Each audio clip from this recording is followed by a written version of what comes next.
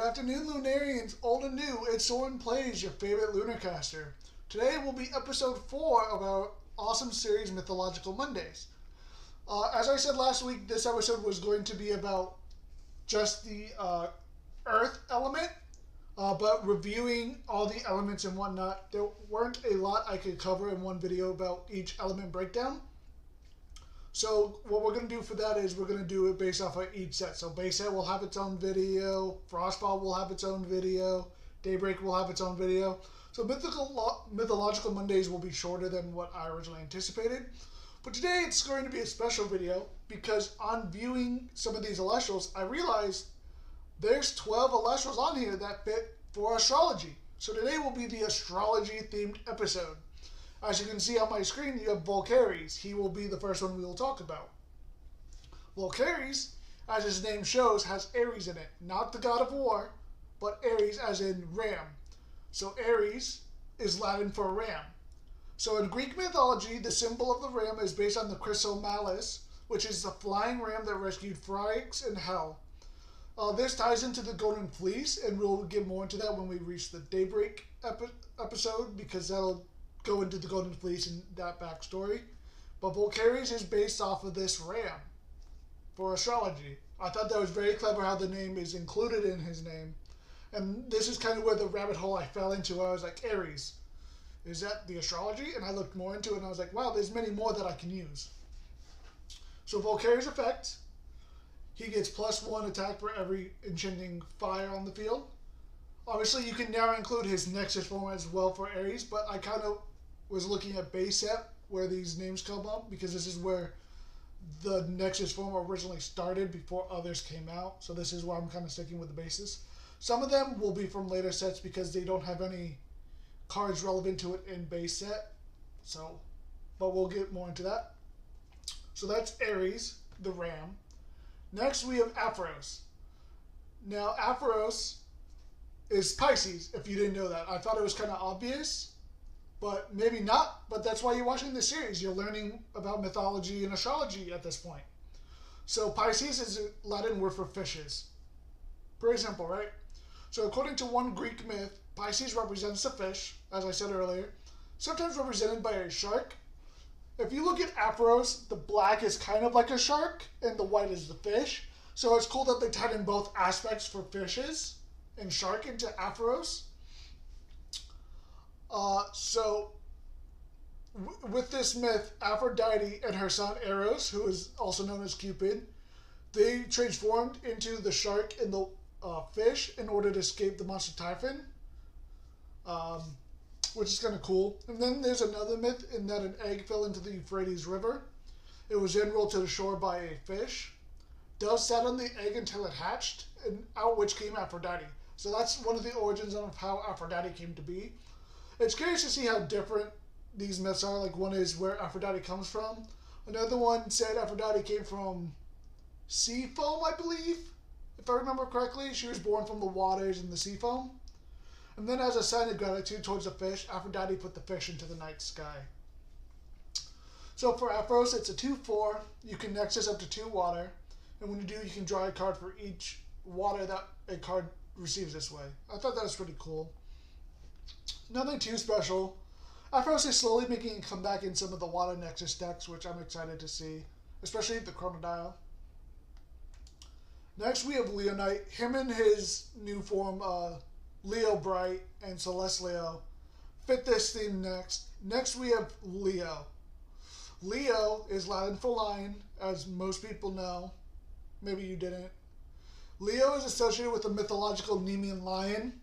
The lion is a very important and prominent symbol in Greek mythology. The Nemean lion was a monster in Greek mythology that was killed by Heracles, also known as Hercules, which is the more modernized way of saying his name. Most people know him as Hercules, but it's Heracles, during his 12 labors, which is his own set of trials that he had accomplished in order to redeem himself after a sudden accident where he accidentally murdered his family in rage. Oh, excuse me. The Nemean lion's golden fur was impervious to attack and could not be killed with mortal weapons. That's why he was sent to kill the Nemean lion. The Nemean lion's claws were sharper than mortal swords and could not cut through any strong armor. Now, I'm curious if Leonite is the more reference to Leo, because as you can tell, there's like constellation patterns on Leo. And then I'm wondering if the Celeste Leo and the Leo Bright versions, they're the ones that represent the Nemean line more, at least in my opinion. And I wonder if that's the aspect that they wanted to go for, where they wanted the Nexus form to lean more into the myth, more than just teasing, like Leonite himself is just astrology. But even then, on Leo Bride and them, they also have the astrology symbols on it, so that's kind of cool as well. Leonite is a 7/2, and while he's in attack position, players cannot cast Invoke runes. I can kind of see some interesting deck ideas that would be pretty devastating, but I'm not going to get into that because now I'm curious and I want to cook with this. That's it for Leonite. Now we're going to go to the crab. Mustation, or however you pronounce his name, because I hate trying to pronounce his name, because his name is so close to Mustation, it's annoying. We have the big crab himself, who's seen a lot of play due to the 5s, especially water 5s. So, oh, excuse me, let me go back to that. So, Cancer, it's Latin for crab. In Greek mythology, Cancer is identified with the crab Karkanos, who appeared while Heracles fought the many-headed Lernaean Hydra. Heracles slew the crab after it bit him on the foot. And then afterwards, the goddess Hera, who did not like Heracles and a lot of Zeus's children that didn't have himself, because Zeus was known for being a player and going around and siring children. And she did not like his children. So she placed the crab among the stars to thank him for biting Heracles in the foot. As most people would know by now, Mustation's effect, you can expend the water to swap its 1/6 until the end phase, and you can activate it during your opponent's turn when they cast an Elestral, which I think is a really cool effect. I think it's kind of losing its value because a lot of people aren't really playing Galaxy anymore due to dense fog and Spectres coming into play. I'm sure it's still relevant in some decks, maybe if you just misenchanted it, that way you can just keep it as a defensive wall because it's really strong to get over. I can see that. Next, we're moving on to Scorpio. What better way to represent Scorpio with Toxion, the Scorpion? Obviously, you can have Galvenom in here, but I like looking at the baby form because it's like the first, and Galvenom doesn't really change my thoughts on the matter because they're both Scorpions. Granted, one is more bigger than the other. Scorpio is Latin for scorpion. Not very far off. If you didn't catch that, you just took the N off or add an N to scorpion and you get Scorpio, or however you want to word that. I think I worded that wrong.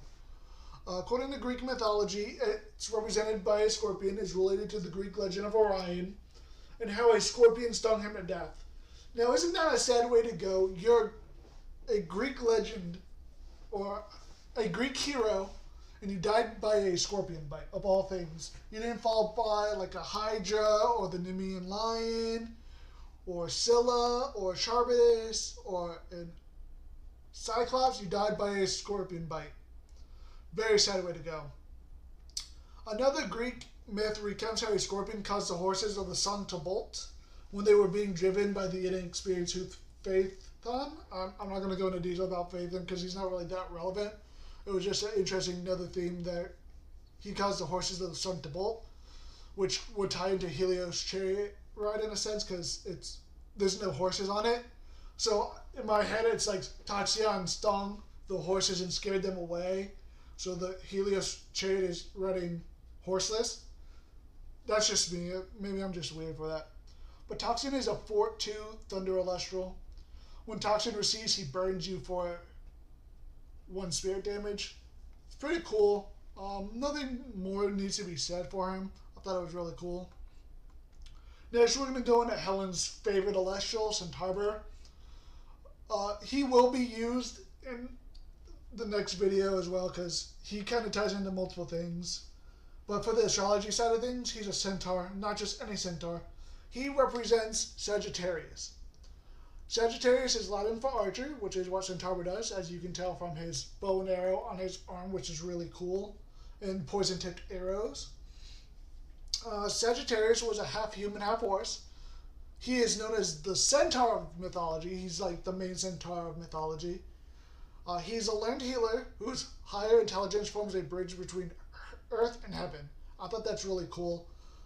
Another known Centaur from Greek mythology is Chiron. He's one of the trainers of heroes. I thought that was really cool that they leaned him as to Sagittarius, even though his name has nothing to do with Sagittarius, like some of the other Elestrals we're talking about today. Centaur is a really cool card. It's an 11/15 3 cost Earth Elestral. You can disenchant one from Centaur in order to target and destroy a card. While Feloy Force is enchanted, this Centaur cannot be targeted by invoke runes. A lot of these 2s and 3s I've been seeing protect themselves from either invoke runes or counter runes. It would be kind of nuts to have them both on the field at the same time to where it's immune completely except for like monster effects. Nothing else really to talk about Centaur. There's really no myth stories I saw that were really cool for Sagittarius. Sorry, Helen, I'll try to do better research for you. Next, we have Capricorn. At first I was like, Capricorn doesn't have anything. Then I was like, Capricorn, got it. Especially when I looked more into what Capricorn is. So Capricorn represents the Greek god Pan, who is a satyr, by the way, in case you didn't know, who's the god of the wild. He was often represented as partially being a goat, which you can tell by the horns on Capricorn's head. In order to escape the monster typhon, just like Aphrodite did for Pisces, Pan dived into a river and attempted to change himself into a fish. That's why he has like a mermaid tail. Only part of him transformed, so he had the head and body of a goat and the rear section of a fish. And that's Capricorn right then and there. Like, perfect example of taking the myth and turning it into a Elestral. Capricorn's a 7/4.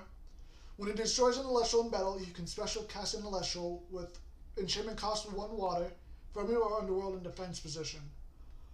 I don't think I've seen Capricorn played much. Maybe in base set it was used a decent amount, but nowadays you don't see a lot of plays for it. It'd be kind of cool to see some plays back with it, especially to like ramp up Chronodial maybe. Capricorn's a 7/4 2 cost. Nothing too special about him. Illustrated by Daniel Reyes. Oh, cool. He's a angel type or whatever the subtype is. I gotta remember the subtype names. So that's it for Capricorn. Next, we're gonna go into another obvious one, Aquarius. At first, Aquarius was another one. Then I was like, wait, Pelaquarius literally has Aquarius in its name. If it's not representing Aquarius as astrology, then I don't know what is. Pelaquarius is a 3/4 wind. When you normal cast it, you can search your deck for an Elestral with enchantment cost water and add it to your hand. So this is basically small Tuga, but instead of it searching for fire, it searches for water. So you can go Pelaquarius basically, then get your small Tuga, then cast small Tuga to get your Necrough, if you want to go that route. I don't think this has seen a lot of play. I think it's kind of received a resurgence. I think I've seen it in a couple of rogue decks. So the myth behind Aquarius, it's the water carrier represented by the constellation is Ganymede, a beautiful Phrygian youth. Ganymede was a son of Tros, who was the king of Troy. While tending to his father's flocks on Mount Ida, Ganymede was spotted by Zeus. The king gods flew down to the mountain in the form of a large bird, like a pelican, which makes sense because it's a water carrier, because it has that pouch, I think it's called, in its beak that can carry a lot of stuff. It whisked Ganymede away to the heavens ever since the boy has served as a cupbearer to the gods. So he's carrying a cup of water in the art design. So making it a bird and it being a pelican is so fitting. I don't know if I personally would have thought of that. So shout out to Phoebe Sumner Twist. Yeah, that's Sumner. I don't want to mispronounce her name wrong. Next, give me 1 second. Next we'll be talking about Taurus.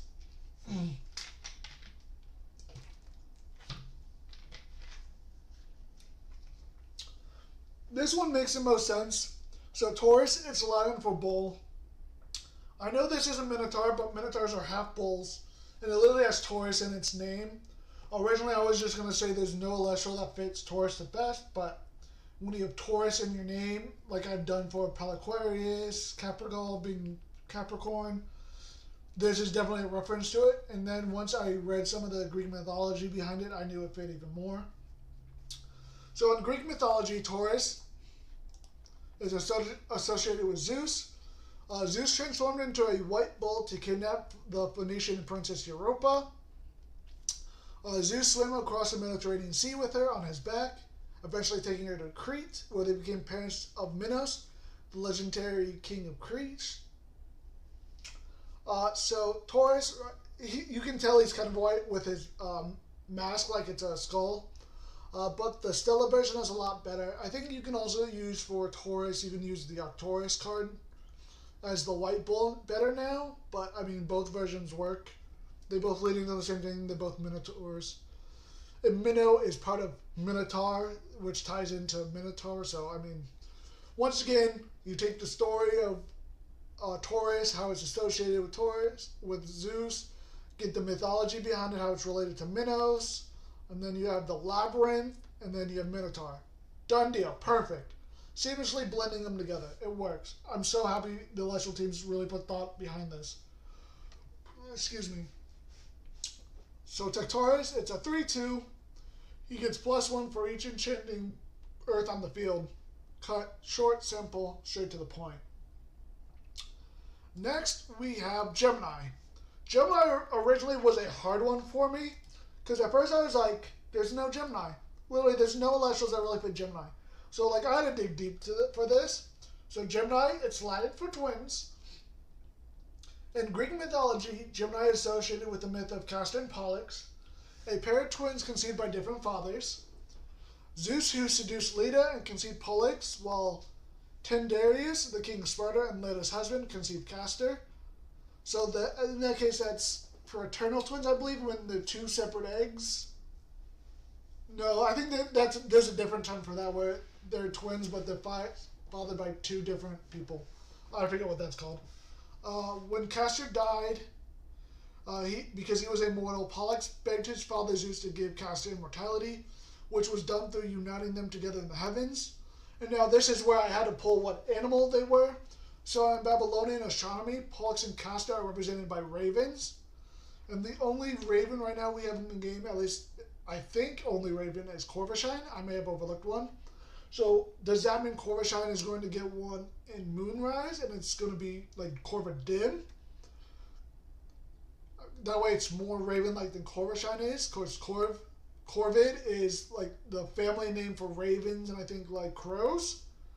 So I picked Corvashine, best representative for Gemini at the moment, until we see what the dark one is. So Corvashine is a 1-cost solar, who's a 2/4. When Corvashine receives one or more solar, you can foretell cards equal to the number of spirits enchanting it +1. Then you may draw a card and put a card from your hand on top of your deck. Corvashine is an alright card. I've seen it in a decent amount of solar decks, but personally I feel it hurts you more than it helps you in a solar deck because you want more consistency. So in my solar deck, I don't even use Corvashine just because it makes it a little harder, at least my thought. So that's it for Corvashine. Now we'll go into Equalings. Now you may be saying, what does Equalings go to? Well, so Equalings is kind of a stretch, kind of not a stretch. So Virgo is the next astrological sign we're going over, and Virgo is Latin for virgin. In most myths, Virgo is depicted as a virgin maiden associated with wheat. In Greek and Roman mythology, Virgo is related to Demeter, the Greek goddess of the harvest and autumn, or her daughter, Persephone, the queen of the underworld and goddess of spring. Now, most of the other astrological signs have a person, like centaur, or someone that has an animal related. So when I was looking up animals that are related to Virgo, the one that popped up the most was a fox or a house cat. Now there's no necessary house cats per se that represents Virgo, and there's no like one-for-one fox. But what better representative for Virgo than Equalings, the Nexus user for Earth deck, because it's related to Demeter. So Equal Links is a 4/3. You can access up to 2 Earth. And when you do, you can target and destroy a rune on the field. Really powerful card. Earth Nexus is one of the top decks right now. I think it'll stay that way. I know they gave it a nerf with reducing Earthquake down to 1. But I don't think it'll hurt it too much because people can just slot in Cryspore, which is just Earthquake on legs. So you can attack with it. And I think it's even better because Cryspore you can suppress an Elestral as well. So there's some plays you can do with that, because I know some cards cannot be destroyed by battle or card effect, and then if you suppress it first, then you can get rid of it. So it's kind of a little messed up. I don't know if people have caught on to that or not. So yeah, I went with Equal Links. Doesn't have Virgo in its name, but it's not a fox, it's a lynx, but it's still a cat. I would love to hear your thoughts on who you think would be a better fit for Virgo. Next we have Imperial, who's a swan. So for this, Imperial can be used for 2 different things. One outside of astrology, and it's kind of messed up. I know I kind of alluded to Zeus being a player. This is one of them, but the one we're going to focus on, it's Libra. Libra is Latin for scales. Libra is one of the only ones that's not depicted by a mythological figure or an animal. It's represented by scales. So in Greek mythology, Libra is associated with the goddess, but its symbol has nothing to do with it. It's associated with the goddess Astrea, who is a daughter of Zeus and Themis, the tyrant of divine law and order. The scales that Astrea holds symbolize 1. Fair judgment, 2. Careful weighing of evidence, 3. Moral rectitude, and 4. Harmony in human affairs. So in one story, Astrea's scales were used to weigh the souls of the dead, with evil-minded souls sent to the underworld. Similar to what Anubis does in Egyptian mythology. When Pandora opened her box of disasters, people began to fight and rob each other, and Astrea's scales began to lean towards evil. Eventually, she left the human world and returned to the heavenly world. So in doing research, the animal that's associated with Libra for balance, which is really weird, is a swan because of their majestic beauty and how graceful they are. I don't really see the correlation, but hey, I'm not Greek. I'm not the ones who came up with this. I'm not the ones who wrote it in stories. But Imperial, the swan, perfect because it's the daughter of Zeus, Thunder Elestral. Imperial is a 3 cost. It's 8/12. It gets +1 attack for each Thunder in your spirit deck. And you can expend 1 in order to target and destroy a card. Pretty great card. I don't think it's seen a lot of play. There's a lot of other Thunders right now that are seeing more play. I'm pretty sure Bolt Tempest will be making a comeback and items like that. So that's it for today's video. Next week we'll go into the base set. Some of these Elestrals will be talked about all over again for different reasons. But that covers the astrology video that I was so happy I was able to put together. Especially when I found out that if I just covered Earth Elestrals, the video would be pretty short. So I think it's cool that I've been able to regroup on how I want to do the videos. I'm going to be a lot shorter because I won't be able to do it by element. But doing it by base set, by each set is good because then in the future I can come back to the series and continuing on with a video for each set. Then it was really fun diving more into the astrology portion of this video. I hope you liked. Make sure you leave a like and subscribe.